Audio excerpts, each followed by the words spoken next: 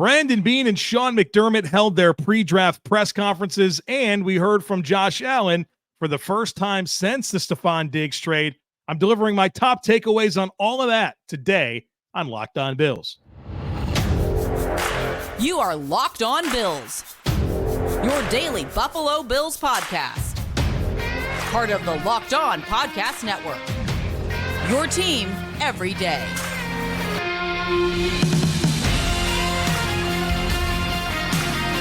What's up, Bills Mafia? It's Joe Marino, author of Go Bills and Buffalo's Run, also the co-host of the Locked On NFL Scouting Podcast, and I'm your host of Locked On Bills. Want to thank you for making Locked On Bills your first listen every day, and a big welcome and shout out to our everydayers. You know who you are. Those of you who never miss a single episode, I appreciate y'all being here very, very much. I'd also like to invite you to subscribe or follow for free on YouTube or wherever you listen to podcasts. We're part of the Locked On Podcast Network, your team every day.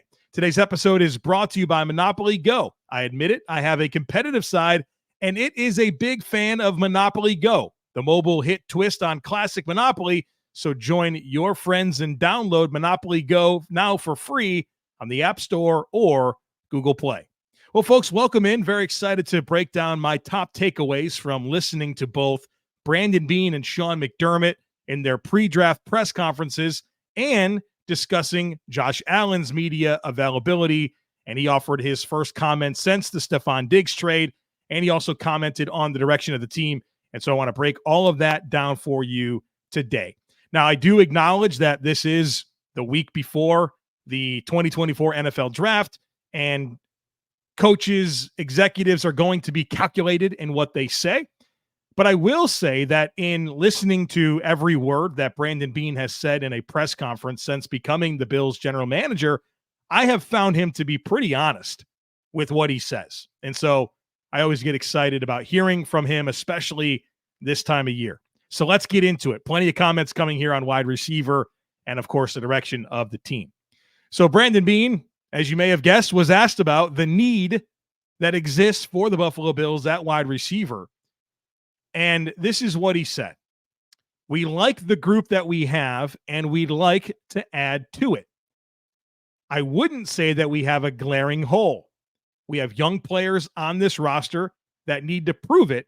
And then he started talking about the linebacker situation last year and Tremaine Edmonds leaving and the perceived glaring hole at middle linebacker. Meanwhile, Terrel Bernard was able to step in and more than answer and fill that hole. And I thought that was a smart way for Brandon Beane to address this. Obviously, he's not going to come out and tell you, we are absolutely going to get a wide receiver with our first pick. And I thought the right way to answer this was, hey, we like what we have. We'd like to add to it. We need young players to step up. And look at what happened last year. You guys were all concerned about linebacker. Well, we had Terrel Bernard waiting in the wings, and it took care of itself. Now, I think wide receiver is a different ballgame. There's not just one wide receiver. There's multiple that play, not just like, linebackers, one middle linebacker. So I sort of see where Beane is going with this, but everybody can look at this wide receiver core and feel like you like some of the things that exist with Curtis Samuel and Khalil Shakir, but also realize you need more than that. So then Brandon Beane was asked about the need to add a number one wide receiver. And I think that's a good question to ask him, right? Obviously, he felt like at one point it was a critically important thing to add, trading for Stefon Diggs, needing to give Josh Allen a number one wide receiver. And now here we are. He's entering this draft without one. It certainly looks like a big glaring hole, but I thought it was interesting how he answered it. This is what he said. We can have offensive success without a clear number one receiver. What we need are wide receivers to be smart, versatile, and selfless. We need them to play to their skill set. If you're a contested catch guy, win contested catches when Josh Allen throws you a 50-50 ball. If you're a run after catch guy, make plays with the ball in your hands. And then Brandon Beane also talked about Josh Allen's ascension as a player and not necessarily requiring a Stefon Diggs like number one wide receiver. I want to comment on that, but I want to also share what he said about this wide receiver class in general. He said there's a lot of depth. There's a lot of different styles. What the outside doesn't really know are the mentals, the smarts, the habits, the medicals. He said highlights don't tell the whole picture, right? So I think that was pretty smart, right? A lot of fans watching highlight reels, falling in love with different players.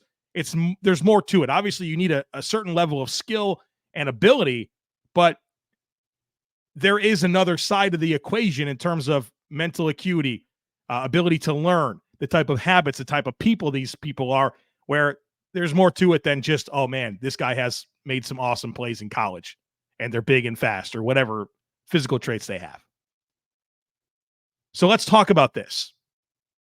And one of the biggest takeaways that I'm already seeing kind of blow up on social media is Brandon Beane saying that we can have offensive success without a clear number one wide receiver. This inspires me to talk about expectations. Expectations for what the Bills will do in this draft, but also expectations for what the player they do draft. At some point, they're going to draft a receiver. Let's be honest. What type of expectations we should have on that player?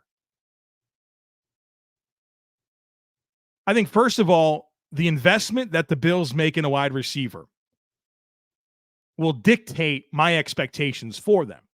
If the Bills trade up for a receiver, if they go up and get Brian Thomas or go way up and get one of these big three, I have big expectations for that player. Big. It's what I said with Dalton Kincaid last year. Immediately after the draft, my big takeaway was the Bills have a first and a fourth round pick invested in Dalton Kincaid. I expect him by the end of the season to be the number 2 option in this passing game. And of course, that moving forward. That dictated my expectations for him, which will be the same thing. Depending on how the Bills invest in a wide receiver, that will influence what I expect from them. But if you're thinking right now that they're going to stick and pick at number 28 overall, and in 2024 find their number 1 wide receiver, I'd say that's pretty unlikely. Could they develop into that? Sure. And I thought Sean McDermott offered some really good comments about that in his availability, which we're going to get to in just a minute. But I don't think the number 1 receiver for the Buffalo Bills is coming at pick 28. I don't. I think they can get a meaningful wide receiver. But when I think number 1 receiver, I think Stefon Diggs, 150 targets, right? Big production. That's probably not going to happen in 2024. I repeat, in 2024. I don't think that player's coming at pick 28. I could be wrong. I always reserve the right to be wrong. So get your expectations in the right place.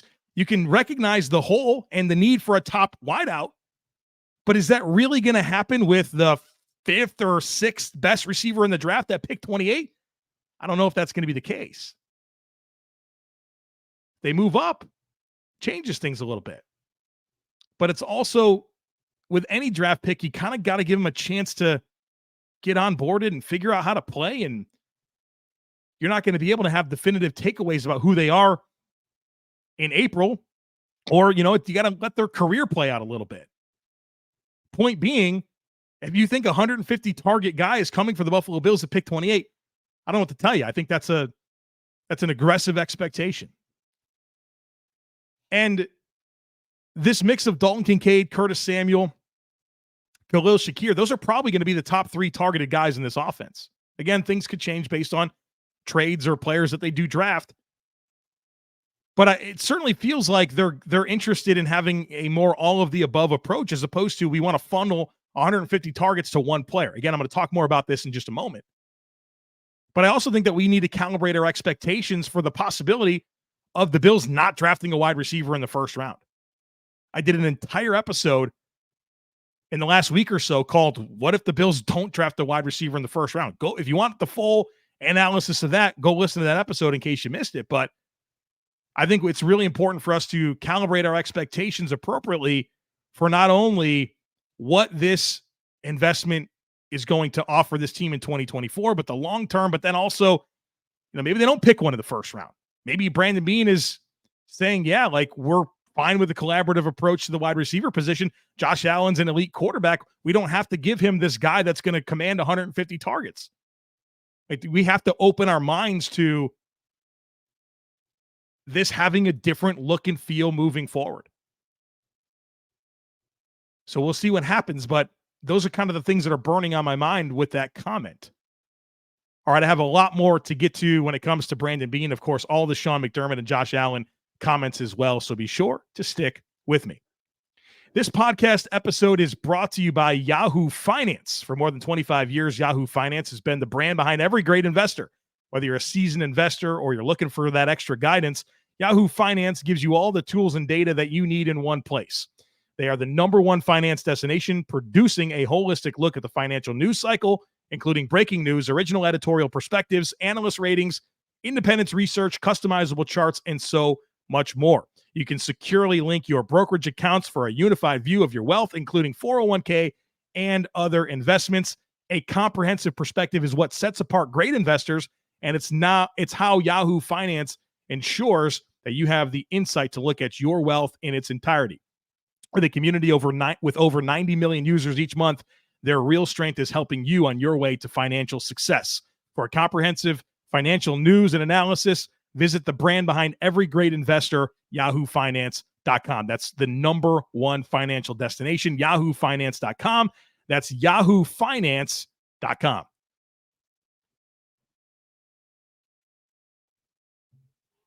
All right, folks, more from Brandon Beane.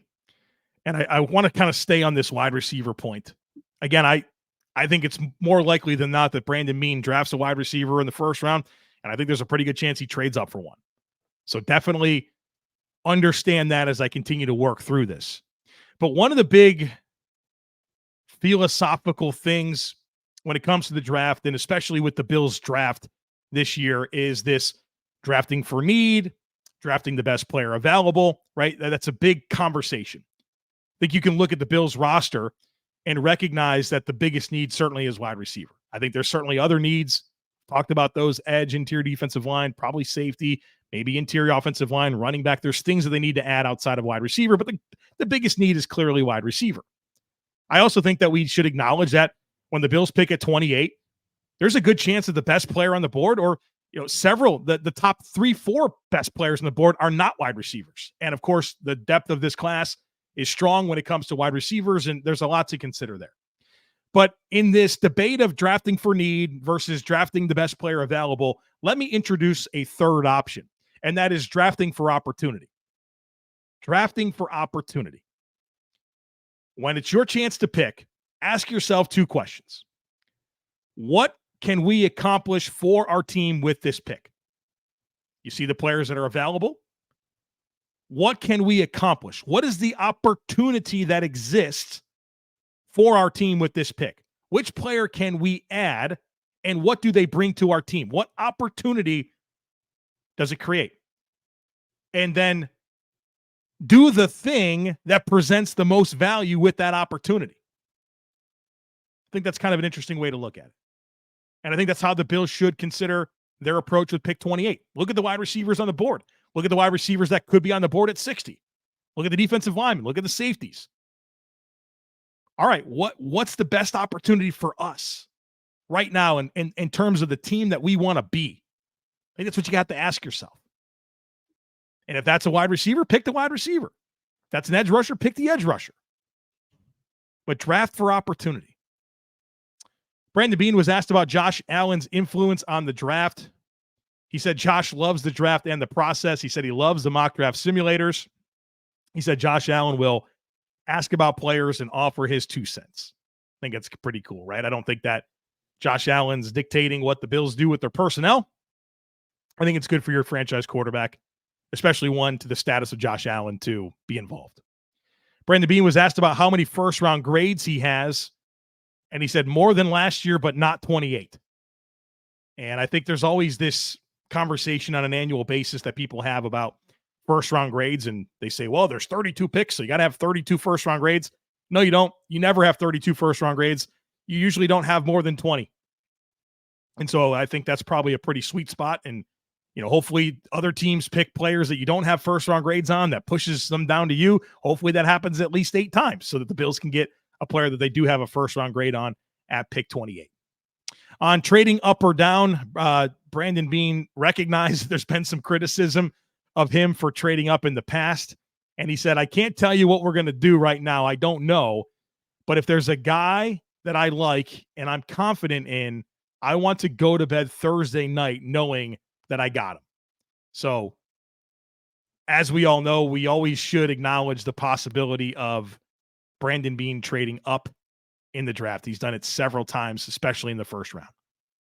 He was asked specifically if he would trade next year's first round pick. And Brandon Beane said, I'm never going to say no. I don't love trading future ones. If it makes sense, then I'll do it, but I don't love the idea. And he specifically referenced that there were times in Carolina where they did trade that future first round pick and they came away disappointed. And if I'm just like quick memory, I feel like they did that for two players, Everett Brown, an edge rusher out of Florida State, and Armani Edwards, who was like a receiver from Appalachian State. And both times, like neither of those players wound up being very good. And then you look at like, man, if they didn't trade that future pick, they could have had these different options, right? So I think he's learned from some mistakes there. And I think it's different. Like, and then he went on and said, look, I did trade away our first round pick for Stefon Diggs.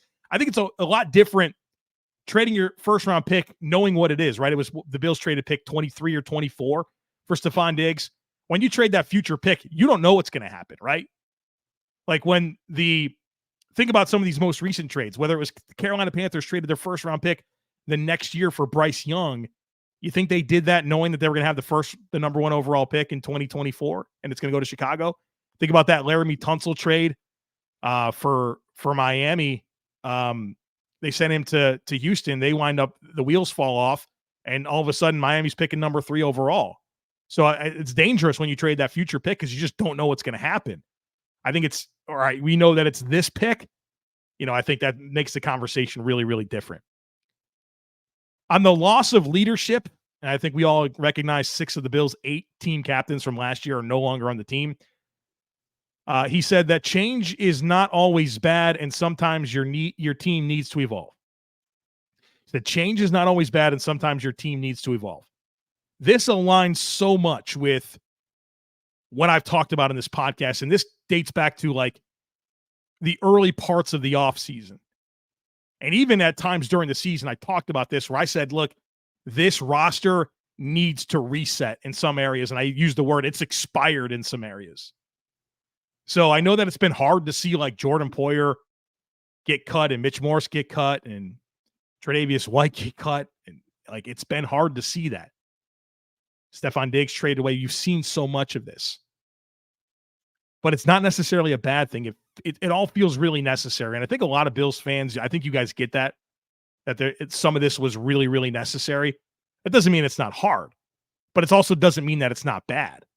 I do think that this team needed to evolve. And the analogy that I keep going back to was we've talked about getting over the hump.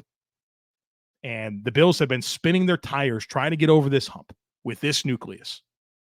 And where has it gotten them? It's gotten them to 3 playoff exits, courtesy of the Kansas City Chiefs in 4 years and once by the Bengals. You could lump in the Texans a few years back if you want to. But those tires weren't given over the hill. Let's put on some new tires and see if we can get a little further while also getting younger and cheaper, right? Writing that next chapter of the Josh Allen era, right? This is a franchise quarterback like we've not had in Buffalo in a long time. And this is year 7 for Josh Allen. And throughout that type of tenure, there's going to be roster turnover. It's not going to look the same every single year. I think the Bills, while it may look like they're taking a step back, necessary. It's necessary to get this next chapter of the Josh Allen era fully going. On the defensive line, Brandon Beane said he'd love to add to the defensive line. He said maybe not day one starters, but we rotate our guys, so I don't feel like we should get caught up on who is a starter. We run 8 or 9 deep on game day, and he feels like there are answers beyond round 1. So I get a lot of questions because I've been pounding the table for some defensive tackles. Johnny Newton, Chris Jenkins, Byron Murphy. I don't think Byron Murphy sniffs pick 28.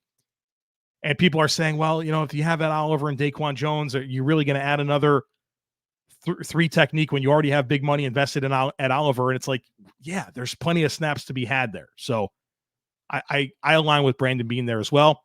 He was asked about Lyle Collins. and what the team views him as. And Brandon Beane said, we view him as depth at right tackle and then depth at guard. So there's the plan for Lyle Collins. He was asked about the boundary corner room, and he said, we feel good. We have good competition. Kaiir Elam is back. Of course, mentioned Christian Benford and Rasul Douglas. Also referenced Jamarcus Ingram. He said those four know our system and the expectations, and we believe in them. On Micah Hyde, he said that he has not made a 100% decision yet. He did say that they FaceTimed yesterday, which is interesting. And Beane then took the opportunity to rave about Micah Hyde as a person, his mindset, his positive outlook on everything in life. Said he's excited about him continuing the charity softball game in Buffalo, but also said that he can't tell if he's going to play or not. So stay tuned on Micah Hyde. And then lastly, on Brandon Beane, he was asked about the running back room and the need for a power back, which you've heard me talk a lot about the Bills needing a between the tackles runner that can help in pass protection.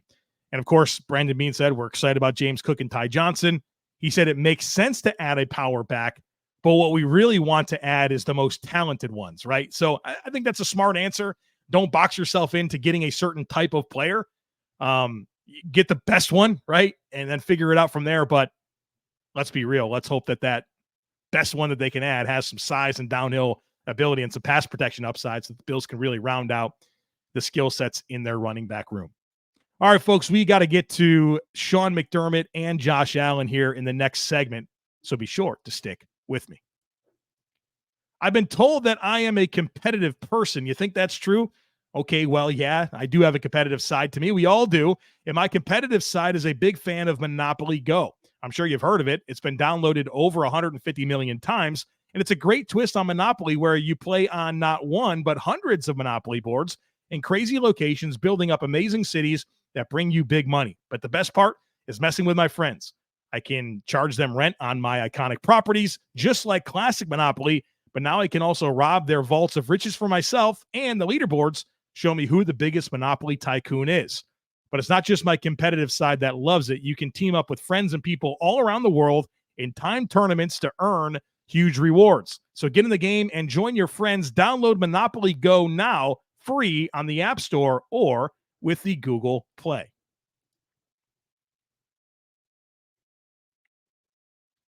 All right, folks, let's talk Sean McDermott. Let's talk Josh Allen. Sean McDermott was asked about trading away Stefon Diggs. He said, it's hard. Steph's a great player. Really enjoyed our time together. We won a lot of games, and he was a huge factor. We'll miss him and wish him well. We're excited for the opportunity that we have with the wide receiver room and for guys to step up.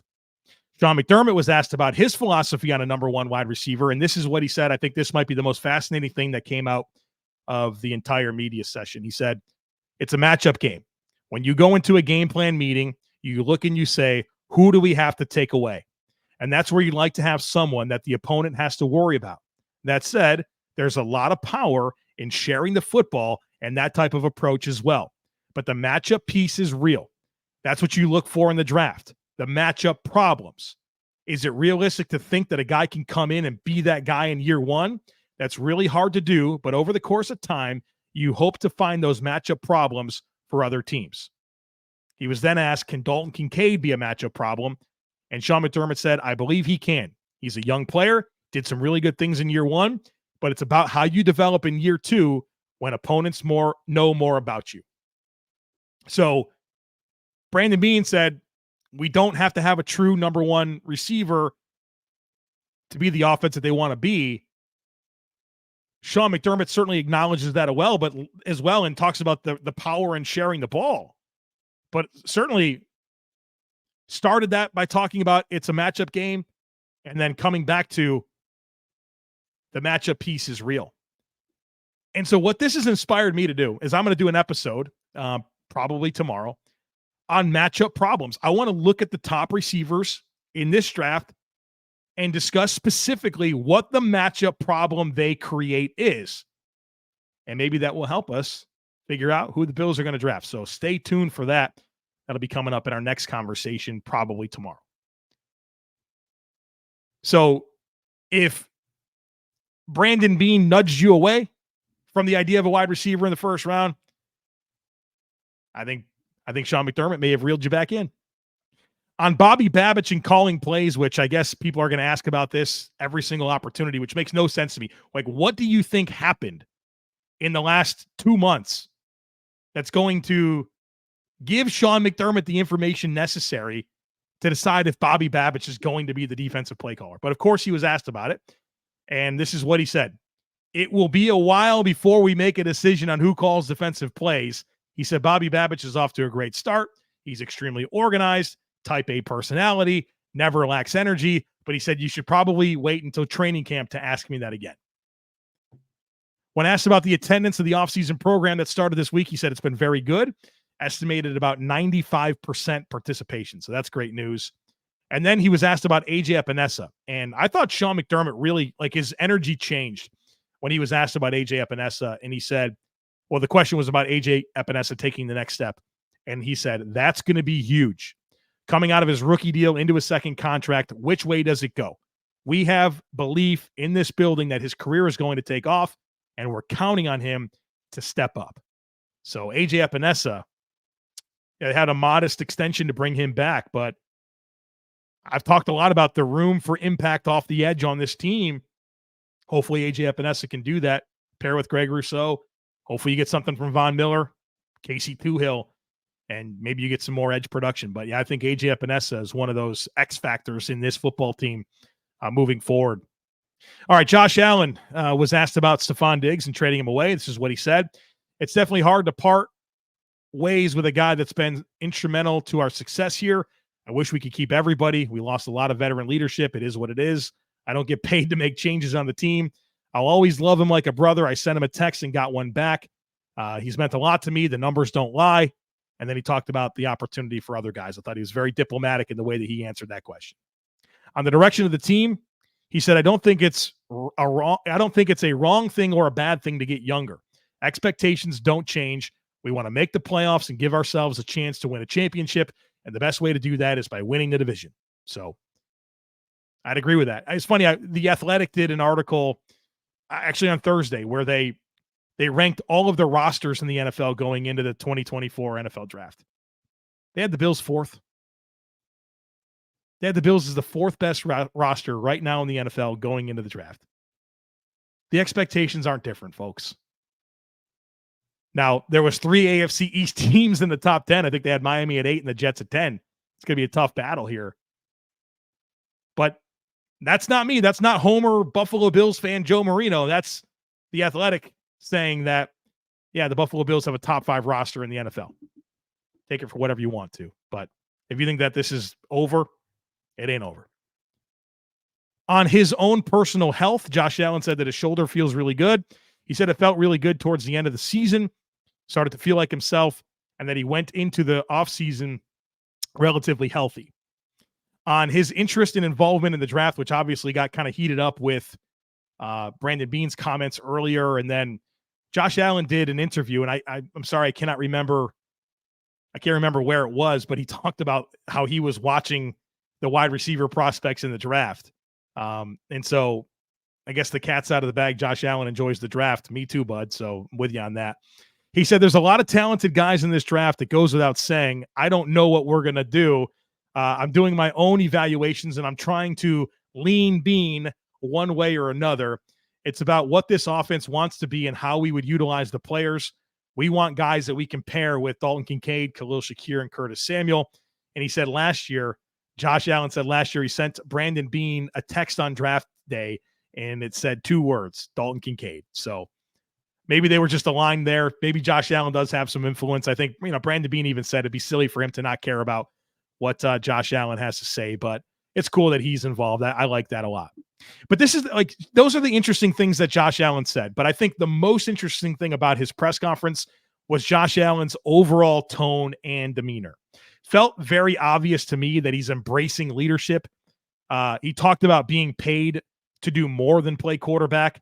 He acknowledged that players on the team look at him differently, and he's not just one of the guys. And it felt like there was a lot of humility in the way that Josh Allen spoke, a lot of calmness, a lot of confidence.